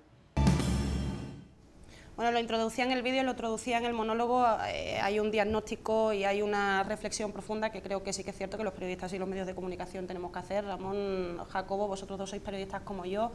No sé qué lectura hacéis de la situación, de cómo se están comportando y de todas las distinciones, ¿no?, que hay dentro entre medios públicos, medios privados, pequeños medios independientes, dentro de este proceso de cambio político que creo que se puede plantear, ¿no? ¿Cuál es nuestra responsabilidad, Ramón? Pues lo que ha ocurrido en Televisión Española y Telemadrid es como si un partido gana las elecciones y decide que solo sus votantes pueden acceder a la educación pública o solo sus votantes pueden acceder a la sanidad. Me parece malversación de fondos públicos, como mínimo. Me parece un escándalo lo que ha ocurrido. Lo que ocurre es que esto viene de una cultura política que también el PSOE anteriormente hizo esta utilización y el primero que intenta hacer un cambio es Zapatero, de aproximarnos mínimamente a la BBC. Yo creo que ha habido dos momentos de cierta libertad en Televisión Española. Fueron los 9 meses de Castedo como director, que era cuando UCD se estaban matando entre ellos, con lo cual nadie atendía a la televisión, y pareció bastante libre, que fue en la época más o menos del golpe de Estado, cuando estaba Iñaki Gabilondo de jefe de informativos, y la primera legislatura sobre todo de Zapatero. Pero estamos muy lejos de lo que es, por ejemplo, la BBC. Pero es que yo creo que el problema sigue siendo la sociedad española. Hablamos de la mentira, de los medios de comunicación. Es que aquí hay una tolerancia absoluta a la mentira. Un político miente, un medio de comunicación miente, hay una ocupación de los medios de comunicación y no pasa absolutamente nada. Yo creo que el problema está en la ciudadanía y a mí me sorprende que los partidos políticos, pues, PSOE, Podemos, Ciudadanos, que acaba de aparecer, bueno, o a salir de Cataluña, no hay una apuesta clara por la educación y la recuperación de la ciudadanía, que es la clave de todo esto. Mientras que la ciudadanía no sea exigente y pida una televisión pública de calidad que está pagando, pues entonces es muy difícil. La utilización de Televisión Española es tan grosera como se está produciendo ahora que incluso Aznar parece un tipo de centro-izquierda, o Urdazi. Yo creo que es el momento más oscuro de Televisión Española. Después se está produciendo una privatización encubierta por ejemplo, de Agencia F o del canal Segundo. Entonces la ciudadanía no tiene conciencia de que eso la televisión pública es un instrumento público que sirve para muchas cosas, aparte de entretenernos, sirve, por ejemplo, para formar ciudadanos. Pero bueno, ahí está el programa que hay por la mañana de una señora que da recetas médicas y no sé, a mí me parece que la utilización de Televisión Española, como se está haciendo ahora, me parece delictiva. De acuerdo con Ramón, es el horror, es lo que Kurz dijo, ¿no?, en Apocalipsis Now, el horror, ¿no? O sea, asistimos a la destrucción deliberada de la televisión pública, que, como ha dicho Ramón, no es que tuviera una trayectoria fantástica, sino que todos los partidos operaron para llevársela como patrimonio del partido que ganaba unas elecciones en Telemadrid, y luego de despilfarro de dinero, como ocurrió en TV3, en la televisión de Cataluña, que daba no sé cuántos millones al Barça para poner aquí el escudo en la camiseta, algo, o Canal Nou con la Fórmula 1 y todo esto. Pero es que es una destrucción absolutamente deliberada, es que si no, no se puede explicar. Yo cuando veo el canal 24 horas, la tertulia, ¿no?, la famosa entrevista a Pablo, es que dice, joder, ni siquiera genera un debate lo que pasó después de esa tertulia, ¿no? Y ves la clave de 1979, en la que se está hablando de marxismo y hay una persona de UCD, está, no sé, Santiago Carrillo, han traído a alguien, está José Luis Balbín explicando que ha intentado traer a alguien del Partido Comunista Portugués, pero que no ha sido posible, hay como una variedad, ¿no? Entonces hemos llegado a ese punto totalmente de destrucción de lo público, de un sentido público de la televisión, de la comunicación, de la información, como decían ayer en la presentación del libro que ha escrito Ramón Olga Rodríguez, ¿no? Que es un servicio público, que es una necesidad, ¿no? Y me parece desolador, precisamente, que la única etapa que hayamos tenido de Zapatero, que fue el consensuar la dirección de televisión para que fuera algo plural, se quitara, pues es una demostración de la falta de voluntad de que la televisión española llegue a algo parecido a la BBC, que además en la BBC hay una cosa muy interesante, es que está en coordinación también con el Ministerio de Educación, que es acojonante. O sea, es que hay contenidos que están pensados para cuando los chavales salgan del colegio. Pero bueno, aquí, claro, se hizo una asignatura que fue Educación para la Ciudadanía, en la línea de lo que dice Ramón, y bueno, eso había que quitarlo. Con independencia de los contenidos que se impartieran en eso, es evidente que en la línea de lo que dice Ramón, era una asignatura más que necesaria. Y sobre lo segundo, ¿qué papel debemos cumplir los periodistas? En mi opinión, como los barrenderos, como los bomberos, como los camareros, hacer bien nuestra profesión, ser honestos y hacerlo lo mejor posible. Y eso para el periodista significa un compromiso con los espectadores, con los lectores, con los que consumen la información, con independencia de la línea ideológica de la línea editorial que cada medio quiera tener. Otra cosa es el papel de los periodistas. ¿Y eso se puede hacer dentro de un gran medio de comunicación en este momento? Bueno, claro, eso es muy complicado hacerlo ya. Los grandes medios de comunicación, porque no apuestan por la información. Los grandes medios de comunicación, desgraciadamente, han apostado por otras sinergias, por sinergias empresariales. Juan, Ramón y Los medios de comunicación privados, es evidente, lo hemos dicho mil veces, responden lógicamente a intereses privados, y para salvaguardar un derecho, que es el derecho de la ciudadanía a la información, son necesarios los medios de comunicación públicos. Y a mí me preocupa, lo decía ahora Ramón, y es cierto, ¿no? Me preocupa que lleguemos a familiarizarnos o a normalizar que hay una televisión en Madrid, por ejemplo, ahora en España, que está absolutamente manipulada, que no hay manera de verla, que se te cae el mando a los pies, el mando cada vez que la pones, pero que eso no genere un escándalo. Y por ahí se nos van cientos y cientos de millones de euros de todos nosotros, y por ahí se nos va, por ese sumidero, nuestro derecho a la información pública, que para eso tenemos los medios públicos. Me veía yo venir que íbamos a acabar, por parte de algunos, en esto de la equidistancia, ¿no? Todos han hecho igual. No todos han hecho igual, no, en absoluto todos han hecho igual.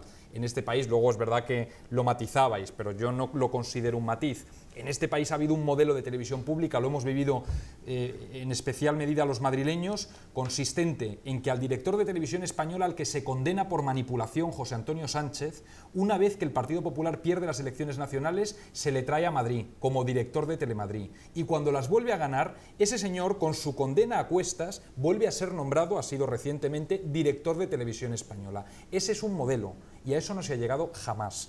El otro modelo, que es el del Partido Socialista en la última etapa de Zapatero, como bien decíais, fue el de una televisión pública que recibía premios internacionales a la objetividad, al servicio público y a la información veraz. Por tanto, yo desde luego creo que es absolutamente incomparable un formato y otro, pero, insisto, me parece que no podemos acostumbrarnos a esto, porque el mal uso que se está haciendo de ese servicio público, por cierto, no solo en lo que vemos a través de la pantalla, en la persecución permanente a los profesionales que se atreven a desafiar al gobierno, como hemos visto en Telemadrid, con un ERE que solo le ha tocado a quienes no estaban sometidos al dictado del Partido Popular.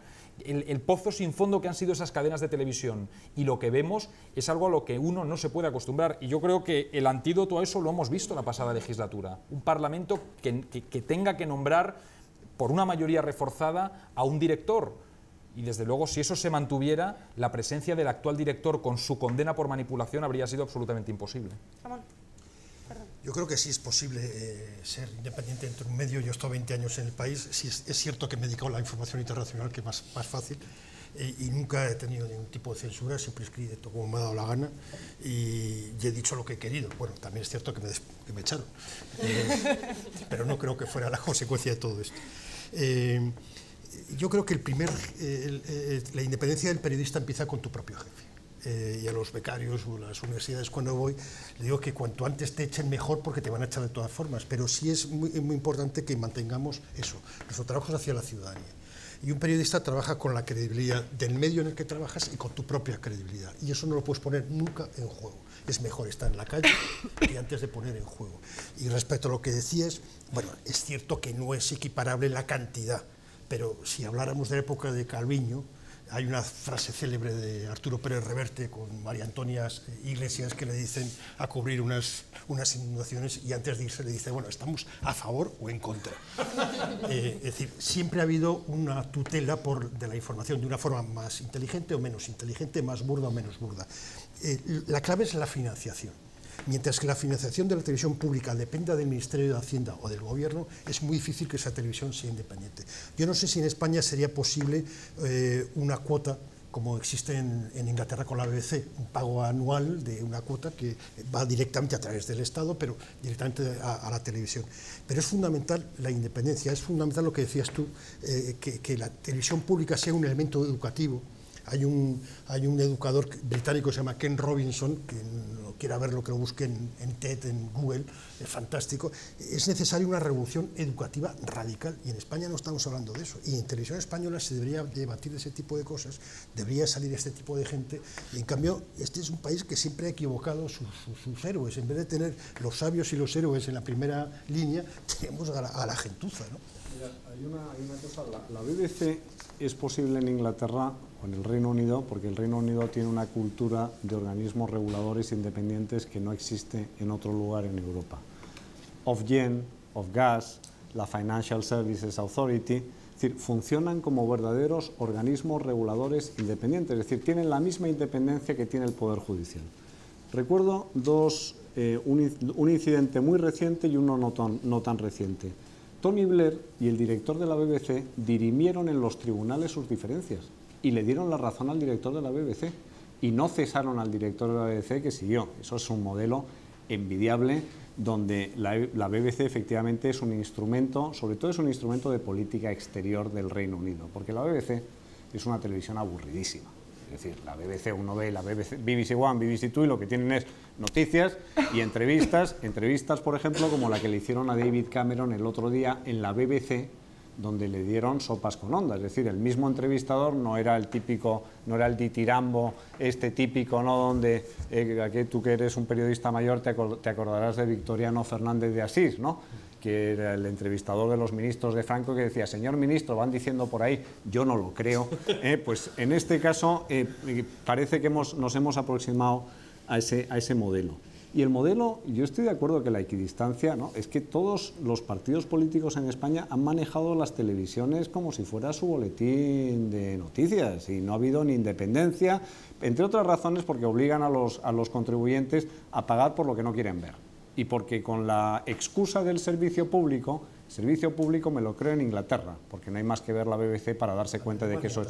O en Francia también quizá pero en el que cuando yo veo la RAI o veo Televisión Española, y claro, el concepto de servicio público se ensancha para meter concursos a ver quién es el que escupe más alto, concursos televisivos de canciones, que si la alfombra roja, que si no sé qué, pues a mí lo de servicio público verdaderamente me parece... Eso es precisamente premeditado, es una forma de entender. Déjame, Jacobo, eso se ha repetido sistemáticamente, es decir, yo no sé, cuando se desmantelaron los medios de comunicación social del Estado, el Diario Pueblo, el Arriba, el Informaciones, el Marca se privatizó, ¿por qué no se hizo lo mismo con la televisión? Dejar un canal, como hubiera sido la BBC, y no tener esa proliferación de mini televisiones que efectivamente a lo que llevan es a desmentir el impostado liberalismo de Esperanza Aguirre. En la Comunidad de Madrid se blasona liberalismo, pero no contentos con un canal hay dos.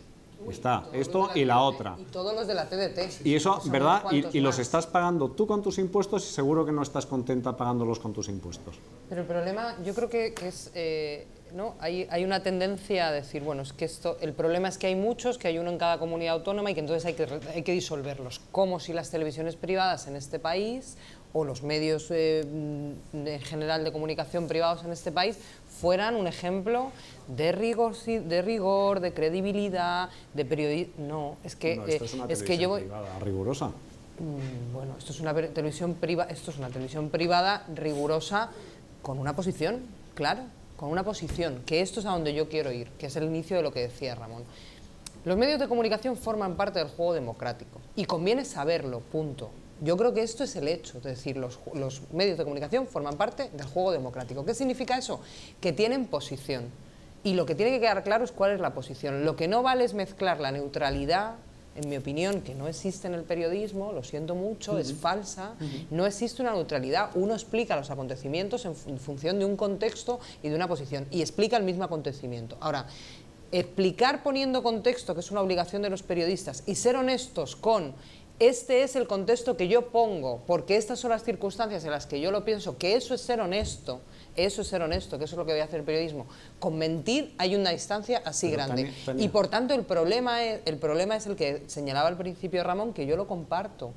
La ausencia de una apuesta seria de las instituciones públicas por la construcción de una cultura democrática que sea capaz de discriminar esto. Jacobo, 30 segundos para terminar, que tenemos que pasar a internacional.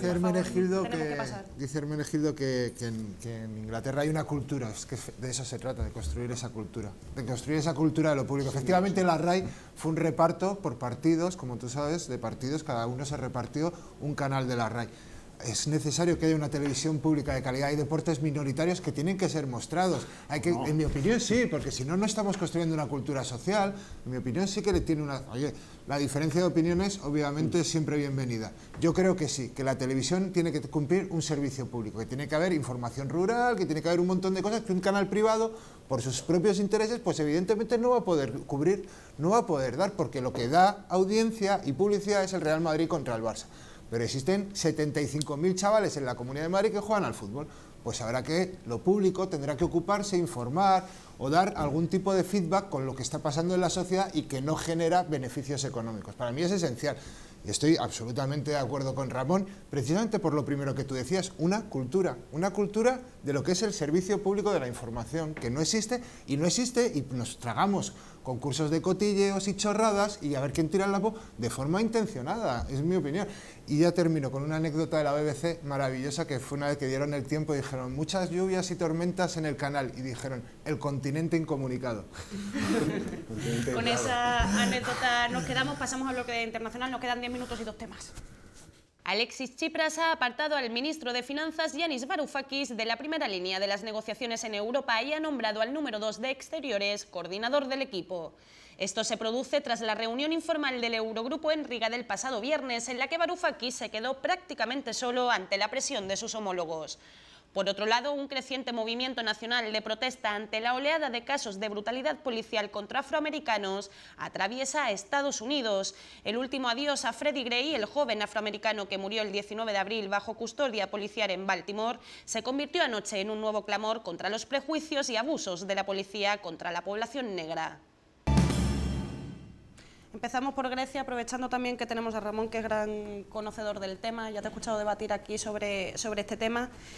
Y sí que es verdad que sorprende un poco este giro de timón que ha dado Tsipras. No sé si es porque las negociaciones también tienen que dar un cambio de timón o porque él no consigue ganarse la simpatía para llegar a buen puerto con las negociaciones, Ramón. Pues la química personal es muy importante en toda negociación y Varoufakis ha sido un poco el ariete de choque. Se ha quemado un poco en ese choque. Yo creo que es muy interesante lo que está pasando, pero también no me fío mucho de lo que estamos publicando en los medios de comunicación, porque vamos publicando lo que se va soltando, que es parte de la negociación. O sea, hablar diciendo estamos a punto de una ruptura, Grecia va a ser expulsada, eso es parte del juego. Entonces muchas veces estamos con una mirada muy corta porque se está jugando algo más grande. Yo no creo que se vaya a producir una expulsión de Grecia, ni nada por el estilo, y el problema de Syriza es que ellos han hecho unas promesas y enfrente tienen a los deudores, a los acreedores. Hay una frase de Napoleón muy buena que dice: la mano que da siempre está por encima de la mano que recibe. Y Syriza tiene que conciliar sus promesas con la realidad, y el Eurogrupo tiene que entender que a Syriza le tiene que dar algún instrumento para que de alguna forma se produzca la percepción de que se está produciendo un cambio, una apertura, aunque no sea totalmente real. Si se produce esa percepción, salvas a Syriza y Syriza puede empezar a poner en marcha a Grecia. Y algo que no debería olvidar Alemania y el Eurogrupo es que si fracasa Syriza, será posiblemente Aurora Dorada los que recojan el guante del descontento en Grecia, entonces va a ser mucho más complicado. Un cambio de cromos, ¿no? De hecho, el que sustituye a Varoufakis es su amigo íntimo, o sea que no hay un peligro de que esto sea una escenificación de una tragedia en el gobierno griego, ¿no? Creo que efectivamente lo que se está haciendo es una política de cara al público y otra política en lo que se está negociando internamente, ¿no? Y que Grecia está jugando por rescatar el primer tema, ¿no? Un poco lo que decía Teresa de Jesús, ¿no? La paciencia todo lo alcanza. Creo que ahí están precisamente poniendo esa estrategia de negociación que se quema un poco con Varoufakis, y él mismo lo reconoce cuando el otro día sale en un programa de televisión, esto de Rock and Roll Star, está deconstruyendo un poco la propia idea de la negociación y se está estereotipando a un punto que no conviene a ninguna de las partes. Le sustituye su amigo íntimo con el que ha escrito un montón de textos, en el que no hay ningún peligro de variación, pero en lo simbólico, que es algo muy importante en este tipo de negociaciones, sí que hay un cierto cambio para la opinión pública, ¿no? Hay un premio Nobel que es Shelley, que es un matemático, y sabes, es el que elaboró la teoría de juegos, que también sigue pues que aparece en aquella película de Una mente maravillosa con John Nash. Y la ventaja que tuvieron estos matemáticos es trasladar al juego de las decisiones humanas pues lo que es una negociación. Por eso no hubo nunca un ataque nuclear entre soviéticos y norteamericanos, porque los dos tenían muy buenos matemáticos en sus equipos negociadores, entonces sabían perfectamente cuál era el cálculo de probabilidades y el juego de posibilidades. Varoufakis es un experto en teoría de juegos y no es un tipo que se pueda despreciar en cuanto a su inteligencia. Es un hombre muy inteligente, es un hombre muy capaz y es un hombre que tiene cultura y sofisticación suficiente para saber dónde jugar. Yo creo que aquí lo que hay es parte de una estrategia, es decir, se contemplaba como escenario dar un paso atrás en un momento determinado. Yo no me creo que esto sea un sacrificio de un peón. ¿Qué va? Esto estaba escrito en el guión y esto está perfectamente tramado desde el principio. Estoy de acuerdo con el análisis de Ramón. Tú tienes que conciliar aquí promesas que has hecho internamente y decir, oye, ayúdame a ayudarte, en el sentido de que déjame salvar la cara y de esa manera podré realizar los ajustes necesarios que se pueden hacer, porque Grecia es un país donde el sector público ha tenido un descontrol brutal. En revisores de tren cobraban 60.000 euros al año, señoras de la limpieza cobraban por no ir a trabajar, es decir, lo que ha habido durante los gobiernos de Nueva Democracia y sí, estaban en nóminas en los ministerios la gente y no. La deuda de Grecia tiene que ver con las señoras de la limpieza que no van a trabajar. No, pero no, vamos a ver. Mira, no, la deuda de Grecia tiene fundamentalmente un origen que se llama Goldman Sachs y un problema de programa armamentista. Es decir, el principal capítulo del gasto público en Grecia se llama ejército y lo sigue manteniendo Syriza, pues porque tiene una situación geoestratégica y geopolítica muy complicada. Ha estado lidiando con los turcos durante toda su vida, ha sido un país invadido en riesgo de invasión, ha sufrido las guerras balcánicas, es decir, tiene una tradición de militarista muy grande y su gasto público es muy elevado en defensa, y entonces se hicieron en su momento trampas en el solitario para enmascarar la deuda pública y hacerla pasar por lo que no era deuda pública, hasta que evidentemente saltó, y le ha saltado a este señor, y este señor, Alexis Tsipras, recoge un descontento y con ese descontento recogido lo canaliza en la forma de victoria política, pero ahora tiene que administrar eso, y tiene que administrar el pago de una deuda a unos acreedores que le van a decir, mira, es que la alternativa es el Grexit, es que te vayas del euro, y como eso no es alternativa ni para Grecia ni los países acreedores, pues tienen que llegar a un acuerdo, y por eso la negociación está tan complicada. Si fuera tan sencillo como vete del euro, ya se hubiera producido esa solución hace tiempo. Bueno, yo estoy de acuerdo con esta última parte, ¿no? Es verdad que al final, más allá de la anécdota de Varoufakis, de si le sustituye su amigo, de esto es un golpe de efecto, qué esconde, qué no, lo que es evidente es que Grecia necesita otro rescate, y es ya el cuarto que va a pedir. Y es evidente que las soluciones que durante la campaña electoral Syriza proponía, que emocionalmente tenían mucha potencia, al final se quedan cojas, claro. De esto no van a salir en esa apelación que hacían al patriotismo, al orgullo, a la bandera. Al final hace falta un plan, y lo que estamos a la espera, y está Europa a la espera, es de ver en qué consiste ese plan.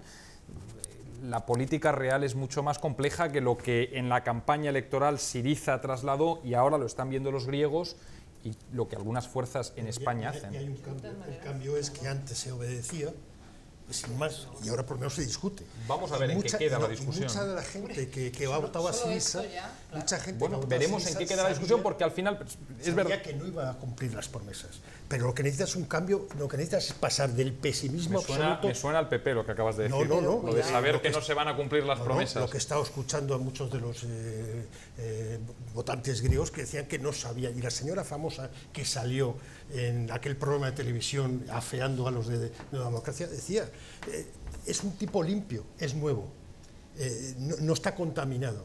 Entonces, sí se ha producido un cambio. Evidentemente no va a poder cumplir todas las promesas, pero aquí ya no es un problema de cumplir todas las promesas, es cumplir suficientes promesas para mantener la credibilidad. Y si tú puedes poner en marcha una rueda de que la sociedad empieza a funcionar, seguramente Grecia va a tener mucha más posibilidad de salir. En New York Times ha habido un montón de gente que lo dice, hasta Obama, que si tú asfixias a Grecia no vas a cobrar nunca la deuda, tienes que darle una salida. Pero yo hay una cosa, ¿no? Esto de es seguro que no va a poder cumplir con las promesas que ha realizado. Bueno, yo creo que están dando una batalla para cumplir con un elemento fundamental, que es que el pueblo griego tiene derecho a vivir en unas condiciones dignas. Claro, cuando decimos, no, es que la deuda pública es el proceso armamentístico, la señora de la limpieza que no cobra, los abusos, o sea, que si estuviese Esperanza Aguirre hablaría de mamandurrias. La deuda pública ha servido, y esto es un hecho, ha servido para imponer a los países un determinado modelo económico y un determinado modelo político, como sirvió en su momento en Latinoamérica. Es decir, que los mercados y la utilización de las formas de cómo se ha especulado con la deuda pública, cuándo se ha permitido determinados procesos y cuándo no se han permitido, y el papel que ha jugado el Banco Central Europeo en eso es clave para entender esto. Y no se puede obviar, no se puede obviar. Cuando el señor Draghi dice, en el peor momento no vamos a dejar caer el euro y haremos todo lo posible, y créanme que será suficiente, que solo dice una frase, en realidad transforma todo el mecanismo de adquisición y de relación con la deuda pública de los estados para garantizar que no se les vaya la mano más de la cuenta. Y a cambio de eso se convierte en quien va a marcar la política de los países, especialmente de los países del sur. Por tanto, esto es lo que siempre hay que poner encima de la mesa cuando estemos hablando de Grecia y cuando le toque hablar de España. Estamos en un marco, un modelo de europeo, en el que el Banco Central, que no tiene control democrático de nadie, está decidiendo la política de los países. Y esto es lo que hay que combatir, y esto es lo que hay que cambiar. Obviamente, en tanto en cuanto hay una mayoría europea distinta capaz de cambiar esto, los países tienen la obligación de negociar. Pero si hubiese un problema económico con que no se paga la deuda, con que los bancos no sé qué, se estarían aceptando propuestas bastante lógicas que hace Syriza, como un pago en función del aumento de la capacidad productiva del país. Tú no puedes pedirle a la gente que te pague la hipoteca antes de comer, porque en 2 años habrá muerto. Jacobo, que me había pedido la palabra, por favor, vamos a respetarlo y después una cosa muy breve. Sobre lo que comentaba Juan, bueno, es que se está asfixiando deliberadamente a Grecia, eso es algo que hasta reconoció el propio Juncker, ¿no?, en unas declaraciones. Nos estamos pasando, les estamos asfixiando, o sea, no es algo inventado, no quieren que la propuesta de Syriza funcione. Hay un problema también muy grande, mucho del dinero que se prestó a Grecia se quedaron en el camino, se lo quedaron intermediarios. Es como si yo le dejo a Ramón, digo, oye Tania, dale a Ramón 5.000 pesetas, Tania se queda 3.000 y te digo... Pesetas, bueno, Jacobo. Perdonad, he venido hoy un poco vintage. Dale 60 euros, Tania se queda 40 y de repente le digo, oye, los 60, ¿no? No, es que Europa se supone que que hay un sueño europeo, ¿no? El famoso discurso de Mitterrand del 84, había una idea aquí de la solidaridad entre los países en el continente. No, se plantea una salida a las políticas de austeridad y vamos a apretar la bota encima del pueblo griego para que el plan de Syriza no funcione. Pensando en España. Claro. Y pensando en España, además. Y pensando en España. Hay dos matizaciones. Eso también le ocurrió al gobierno socialista anterior, claro, en España. Juan, no te me cueles. Claro. Juan, no te me cueles, Tania. Juan, no me os coléis, que sois muy amigos y al final tenéis la confianza, hace daño aquí. Hermenegildo. Mira, hay un aforismo que dice que si tú le debes un millón al banco no duermes tú, y si le debes 1.000 millones el que no duerme es el banco, ¿no? Yo creo que es decir, aquí hay una situación mucho más compleja y desde luego coincido en una parte de tu análisis, Tania, que es la intervención del Banco Central Europeo está pensando en proteger los intereses de los acreedores, que son dignos de toda protección, porque el que presta dinero tiene un interés tan digno o más que aquel que debe dinero, ¿no?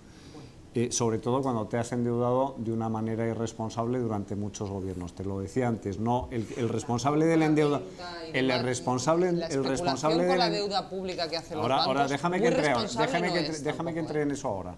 Los bancos no, los gobiernos han estado captando el crédito del Banco Central Europeo con sus emisiones de deuda. Sí, claro que sí, la han estado colocando en los bancos privados porque el Banco Central Europeo tiene prohibido por sus estatutos actuar como prestamista de último recurso para los gobiernos.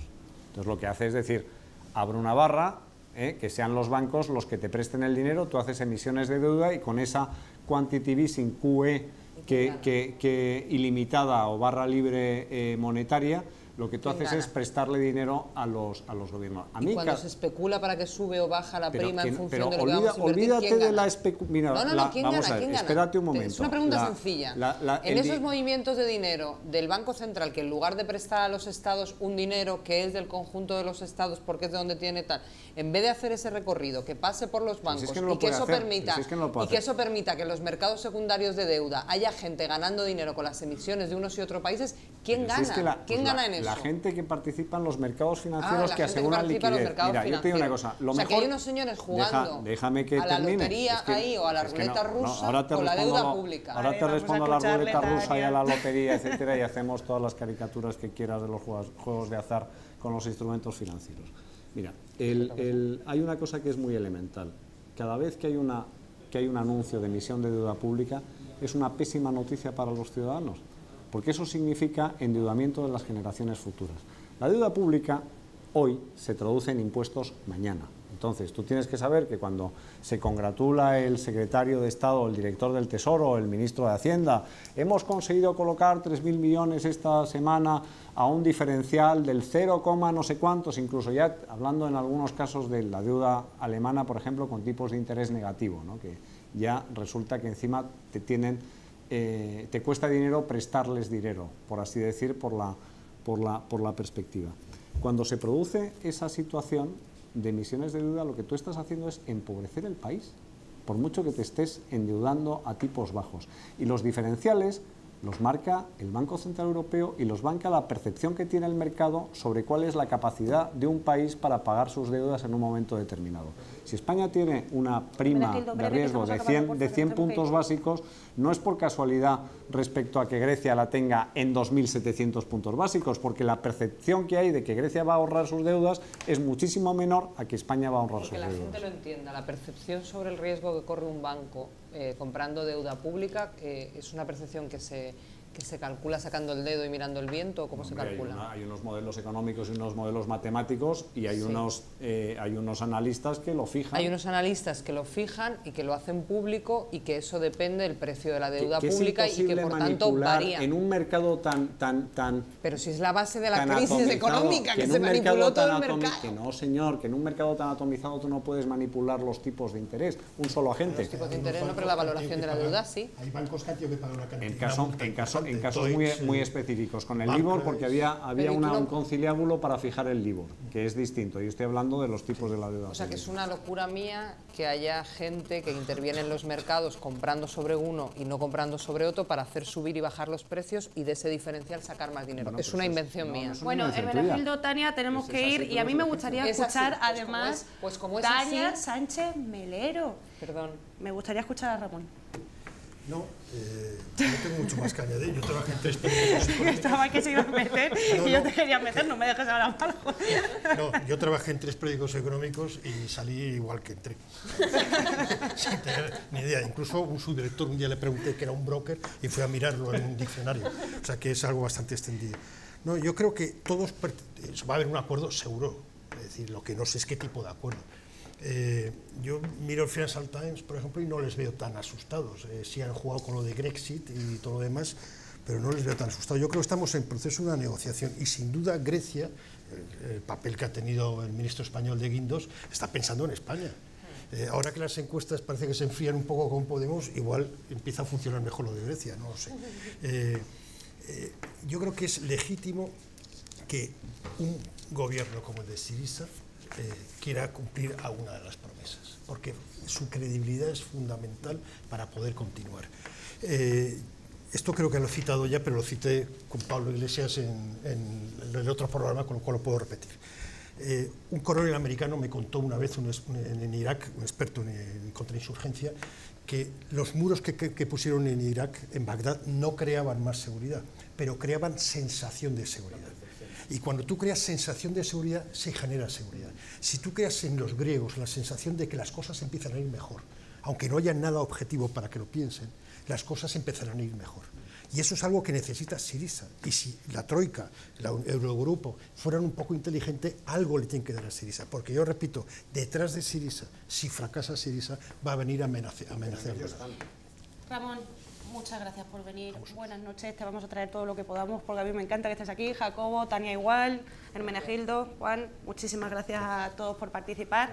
A nosotros se nos ha quedado el tema en el tintero por debatir, y es lo que está pasando en Baltimore, que lo quería comentar con vosotros, ese crecimiento de racismo institucional que parece que está habiendo, y a nosotros que nos gustan tanto las series casi comparamos con algo que supera la ficción de series como The Wire, ¿no? Estaremos pendientes de lo que esté pasando. Nosotros nos despedimos hasta el martes que viene, volveremos con más, pero como siempre nos despedimos con nuestro espacio de periodismo de guerra feminista, con El Tornillo. Buenas noches.